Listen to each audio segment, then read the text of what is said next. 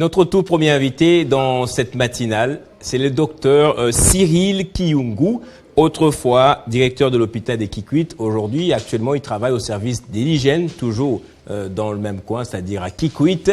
Alors, le docteur est venu nous raconter un peu l'histoire de la réapparition de l'Ebola dans la province, ou à Kikwit précisément, pour être précis bien évidemment.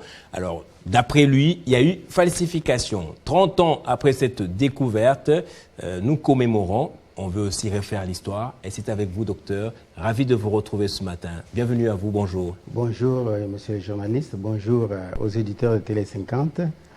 Tout d'abord, présenter les vœux au chef de l'État pour la 64e anniversaire de l'indépendance de la République démocratique du Congo. Son Excellence, Monsieur le Président, Félix Tshisekedi Tshilombo, à Madame la Première ministre, Judith Suminwa, et à l'ensemble du peuple congolais. Vous savez, 64 ans, c'est beaucoup. Et les pères des indépendances nous ont dit, vous devez réécrire l'histoire. L'histoire de ces pays doit être écrite par nous-mêmes. Et c'est le moment pour nous, qui avons grandi, de mettre la main à la pâte. C'est ainsi que je vous appelais. Ouais. Merci en tout cas de passer pour que l'on écrive l'histoire, et la bonne histoire en tout cas. Vous avez même le soutien, l'accompagnement de moi en tant que journaliste personnellement, et même de notre média Télé 50. Il y a 30 ans, vous étiez un jeune médecin, directeur d'un hôpital, et vous voyez justement dans les corps de vos patients un type de virus, un type de maladie méconnu alors pratiquement, et c'était l'Ebola. Alors, c'était quoi? Racontez-nous un peu l'histoire de la découverte ou de la redécouverte, je vais dire, d'Ebola à Kikwit en 1985. Et pourquoi aujourd'hui vous êtes là et vous criez à la falsification? Ok, je vous ai amené un élément, si on peut l'écouter. Ah, il y a un élément, oui, vous avez amené un élément. Ouais. Vous aimeriez qu'on prenne l'élément avant que vous nous fassiez peut-être un petit brief. Ok, ouais. Je suis à l'hôpital maternité Kikwit 2 en 1995, au mois de janvier, lorsque je commence à voir des malades qui viennent avec des diarrhées compliquées. Je ne parle pas ici de la redécouverte de la maladie, non. Il s'agit de l'histoire de notre pays, l'histoire de la maladie d'Ebola de Kikwit. Vous savez que cette histoire a été couronnée parce que c'est Kikwit qui a bien défini la maladie, et c'est Kikwit qui a traité. En 76 déjà, il y avait Ebola à l'Équateur. Très bien. Oui. C'est pour ça que je vous ai amené des livres et je vous amène l'histoire. Parce que les Congolais, nous avons aussi une grande difficulté de ne pas beaucoup lire. C'est ça. On ne lit pas beaucoup, on affabule sans beaucoup lire. Si on peut prendre l'élément. Bon, alors docteur, vous aimez bien votre élément. On va suivre cette vidéo qui peut être longue. On devra l'écourter un peu, docteur, compte tenu du temps. On va pouvoir prendre... Jocelyn Toumba, j'ai passé la vidéo du docteur Cyril Kiyungu est prête. Sinon, nous allons poursuivre avec un petit échange. Le temps pour vous de vous apprêter. Et effectivement, lorsque nous voyions un phénomène compliqué, à ce moment-là, c'était nous qu'on avait... nous ne savions pas que c'était Ebola. Ouais. Parce que vous dites que c'était déjà connu en 76. On ne savait pas que c'était Ebola. Vous devez savoir que le diagnostic d'Ebola est très difficile. Alors, nous, on ne savait pas. On voyait des gastro-entérites, et puis le médecin, lui, tel que nous sommes formés, on n'est pas formé pour dire ça c'est paludisme, ça c'est quoi, non. On donne les diagnostics différentiels et les laboratoires. Les labos, notre magie, c'est les labos. Et c'est les laboratoires qui doivent confirmer les diagnostics. C'est à ce moment-là qu'on m'a traité des sorciers, docteur Kiyungu, sorcier, mangeur d'hommes, vous ne l'avez pas connu. C'était dans tous les médias à l'époque. Docteur Kiyungu, mangeur d'hommes, c'est lui qui tue les gens qui quittent. Et on m'a traité des rosicruciens. C'est dans tous les médias, sur tous les médias. Écoutez bien l'histoire du Congo, n'oubliez pas ça. Alors, j'étais stigmatisé. Finalement, au mois d'avril, moi, j'ai fait faire une enquête locale et j'ai produit un rapport, le premier et le seul rapport de cette époque-là.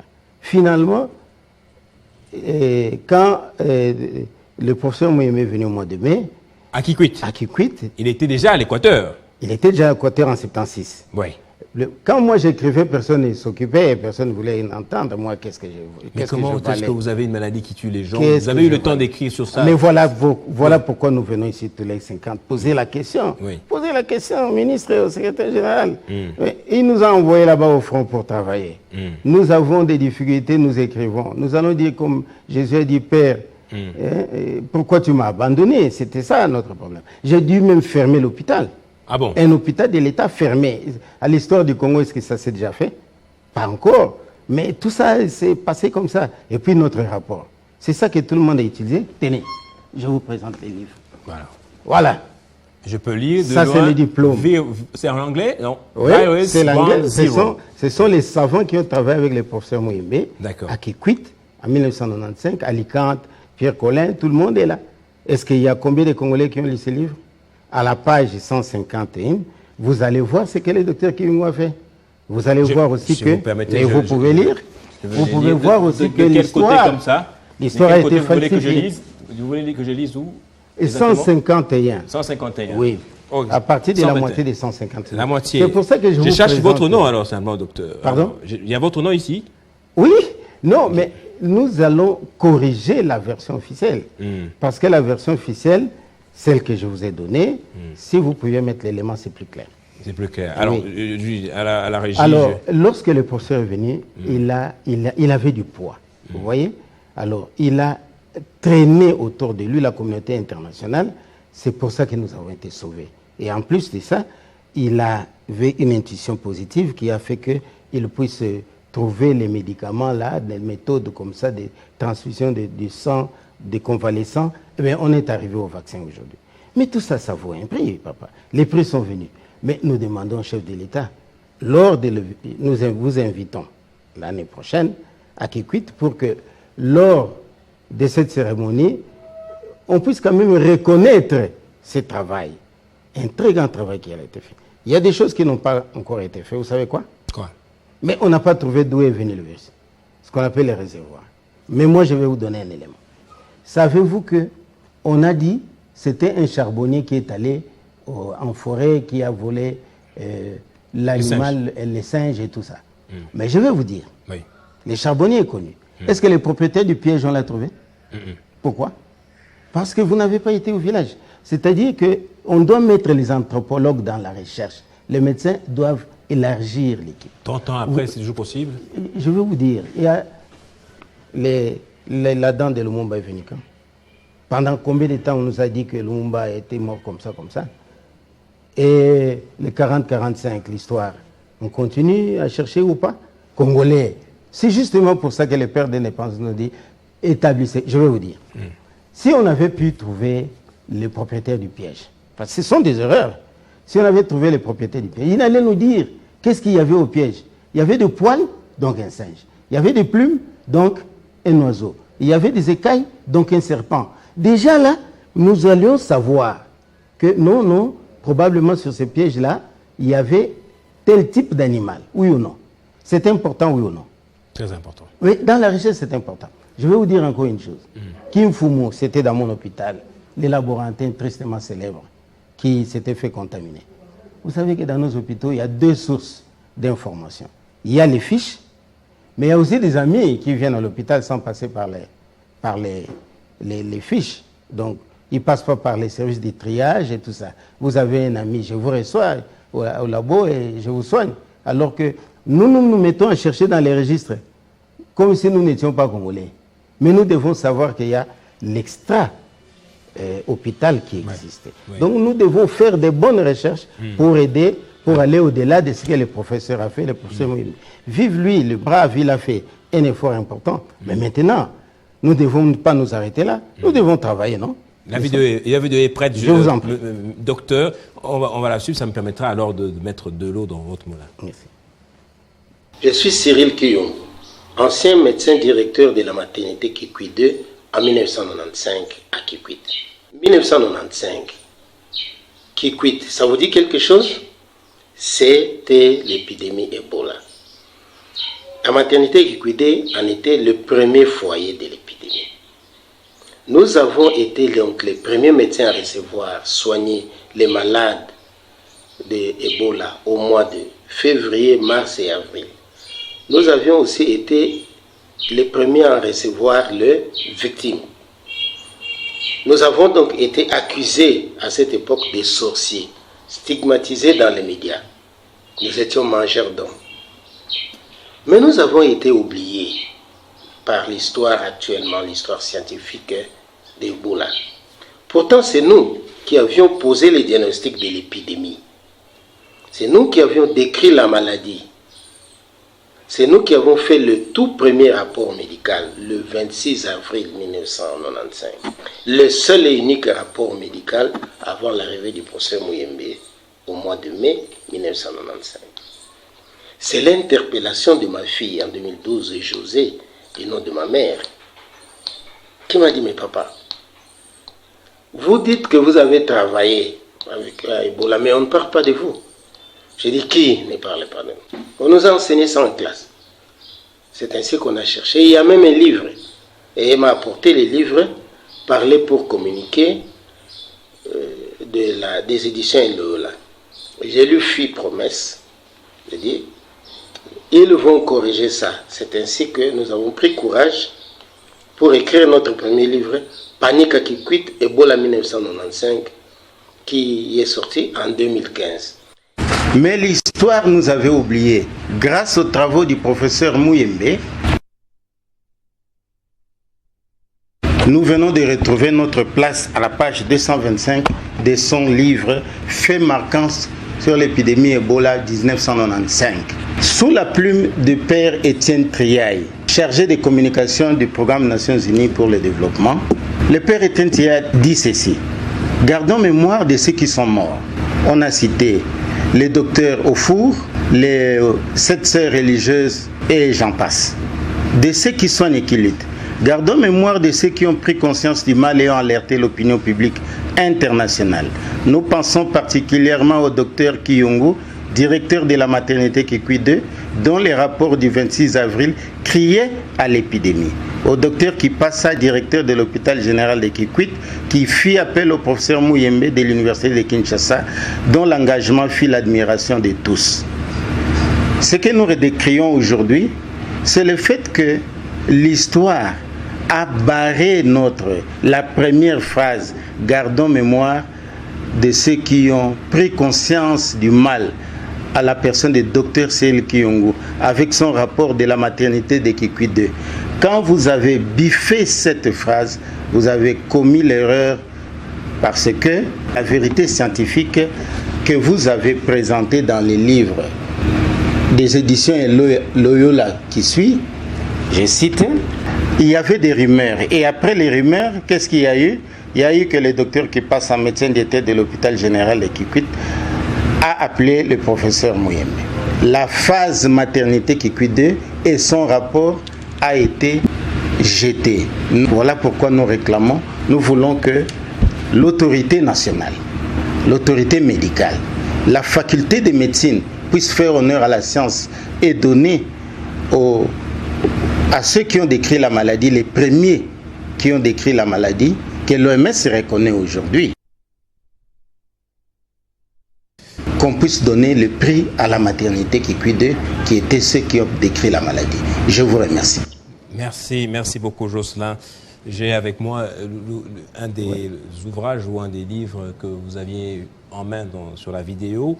Il y a notamment ce livre « Parler pour communiquer », les manuels de français de la première année secondaire. C'est publié dans les éditions Loyola.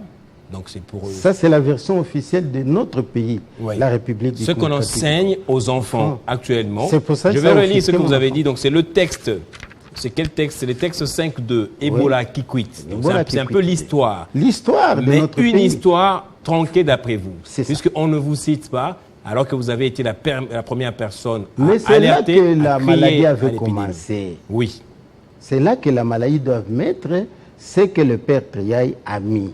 Pourquoi avoir enlevé la phase maternité Kikwit? L'histoire n'est plus complète. Elle est vraie, mais elle est incomplète. Justement. On doit la compléter comme elle était. Oui. Nous, on était les rosicruciens qui mangeaient les gens.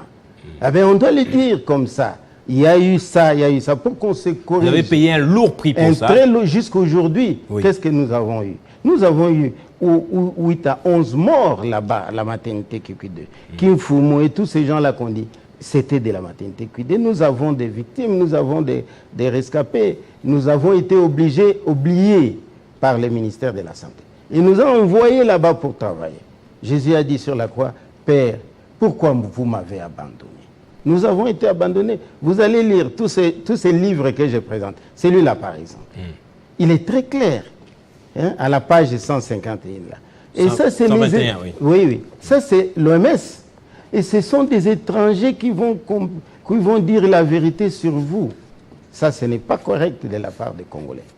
Ce n'est pas correct. Alors, vous dites sur la vidéo, c'est votre fille qui a un Oui, petit peu vous a interpellé. Qui m'a interpellé. C'est-à-dire qu'à ce moment, vous aviez oublié cette Non, partie de l'histoire. moi, je ne savais pas qu'ils ont tronqué l'histoire. Ah, vous ne savez pas qu'on ne vous citait plus. On ne citait plus. Je ne le savais pas.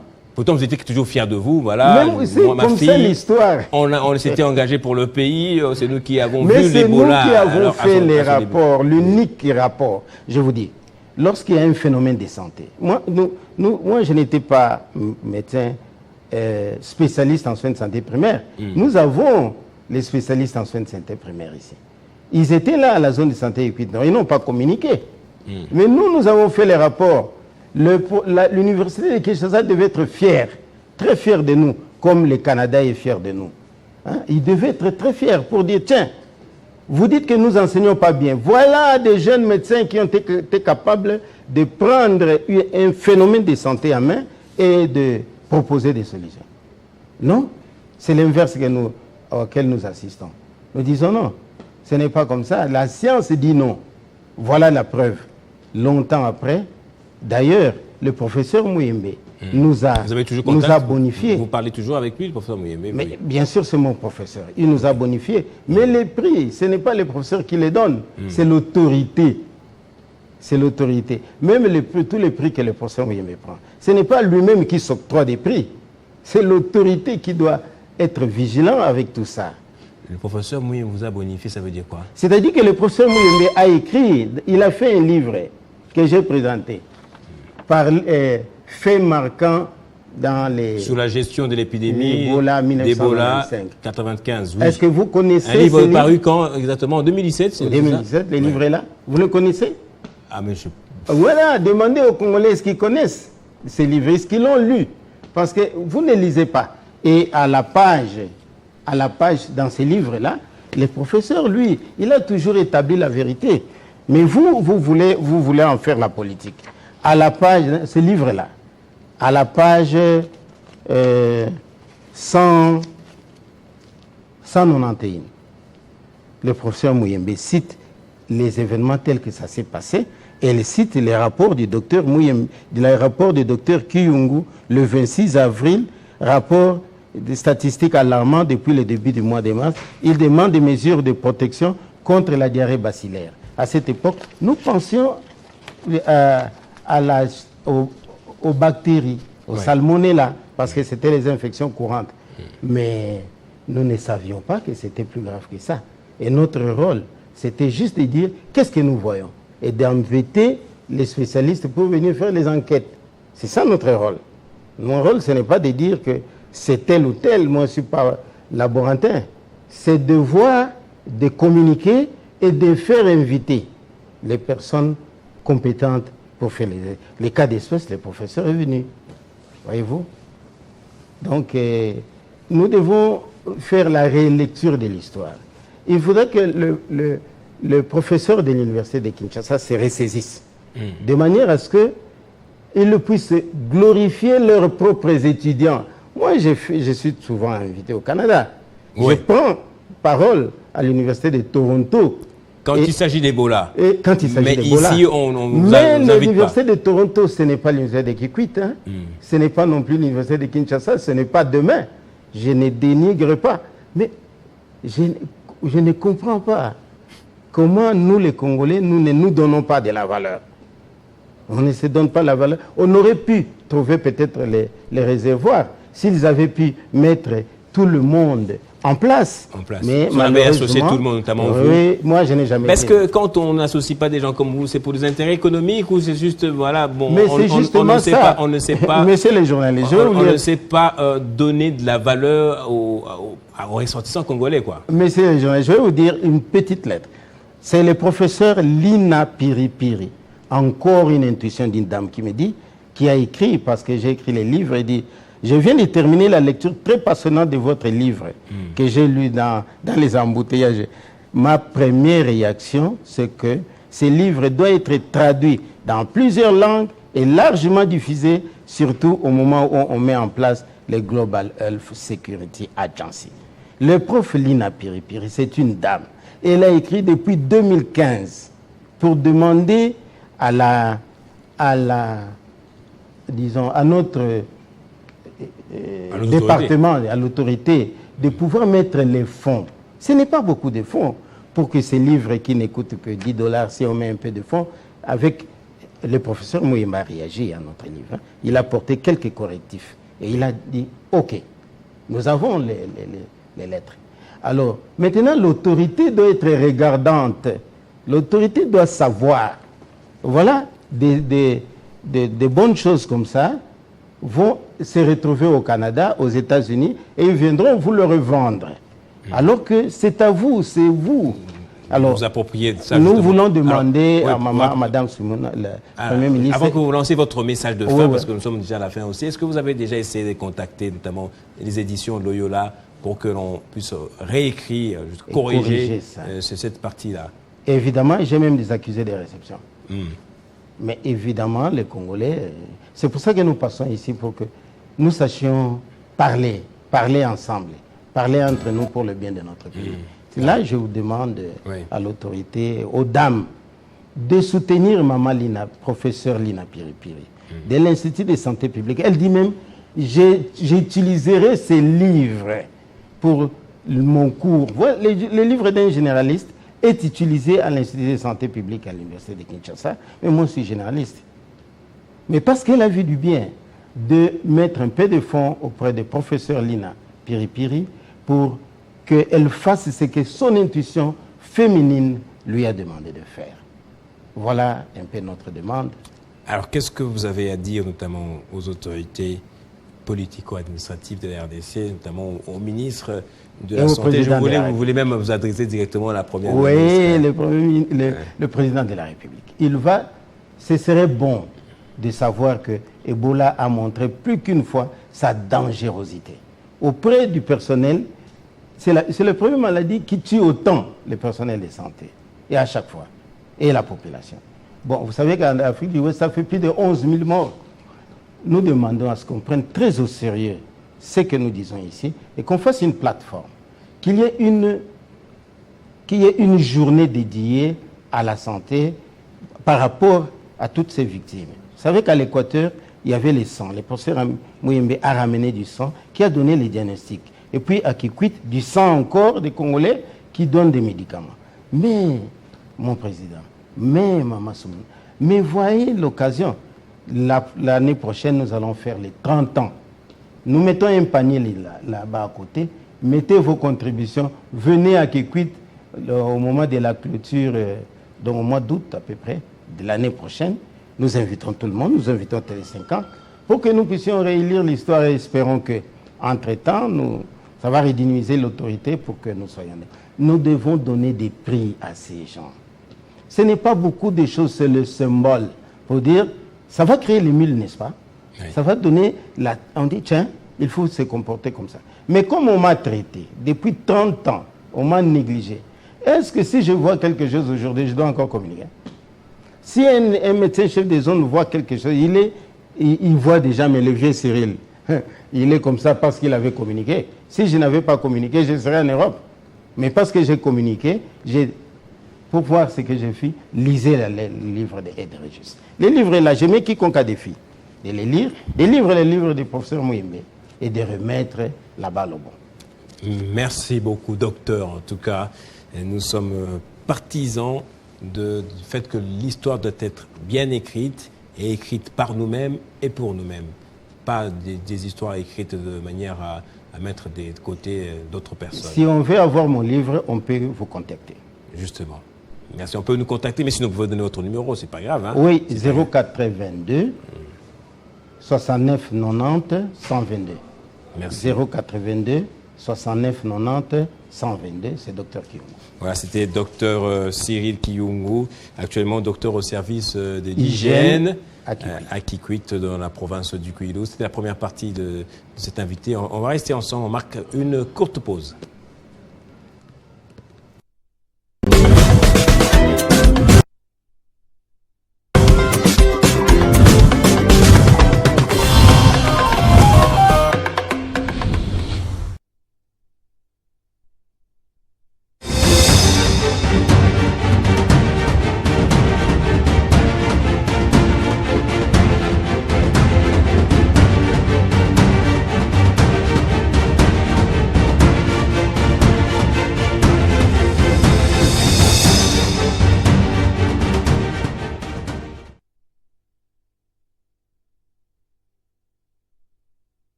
JMK, le journaliste interplanétaire.